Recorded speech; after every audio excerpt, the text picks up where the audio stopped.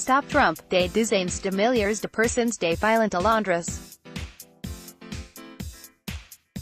Les organisations participant, People's Assembly, ont fait état sur Twitter de plus de 250 000 personnes, citant un chiffre donné par Len McCluskey, leader du principal syndicat britannique, Unite.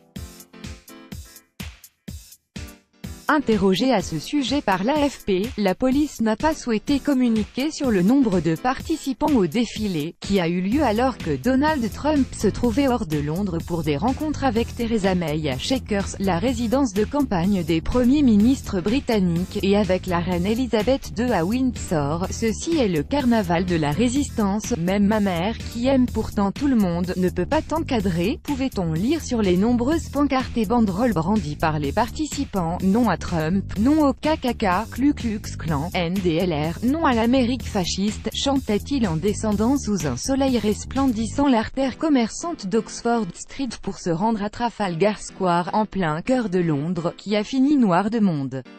Là, des centaines de messages anti-Trump ont été accrochés sur un tableau, reflétant les sentiments des uns et des autres à l'égard du président américain et de sa politique. Trump, grenaze, préférez la générosité et la compassion, boycottons les produits américains. C'est génial de voir tant de gens dénoncer son sectarisme, a déclaré Ahmed Hassan, un Britannique de 23 ans, en laissant un message sur le tableau. Nous les immigrés, on bosse.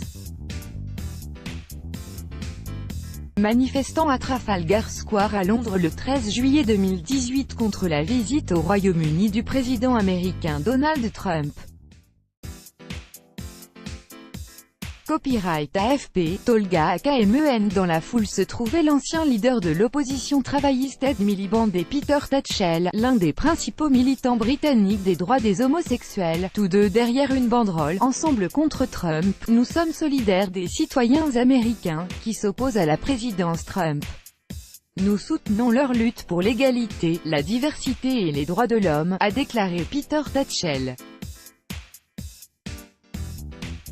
Dans la foule, certains frappaient sur des casseroles ou des poêles, d'autres jouaient de la trompette ou brandissaient des ballons orange, couleur destinée à moquer le teint du milliardaire américain.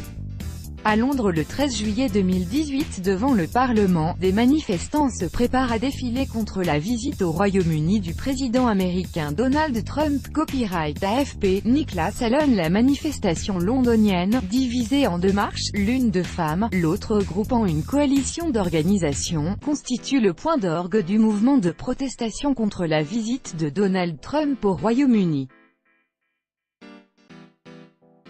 Cette visite avait été longtemps différée par crainte de la réaction des détracteurs du président américain, ulcérés à l'idée que leur pays lui déroule le tapis rouge. Donald Trump est misogyne, chauvin, homophobe, xénophobe et promeut le sectarisme, énumère Georgina Rose, 42 ans, participante de la « Marche des femmes », immature, raciste, passant devant le 10 Downing Street, la résidence de la première ministre britannique. Des manifestants ont sifflé et crié « Honte » à Theresa May, qui avait été la première dirigeantes étrangères à se rendre à Washington pour rencontrer M.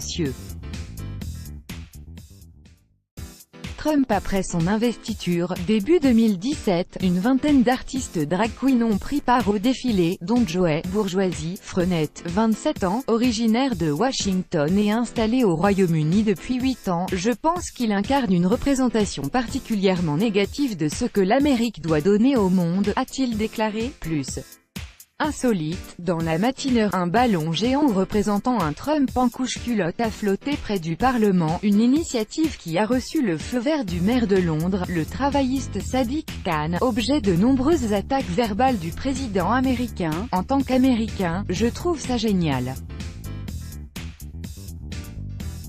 C'est une façon pacifique de protester, a commenté Brett Kirchner, 25 ans, originaire de Caroline du Nord, sur la côte est américaine. Je pense que c'est hilarant, a dit de son côté Paul Fonseca, 23 ans.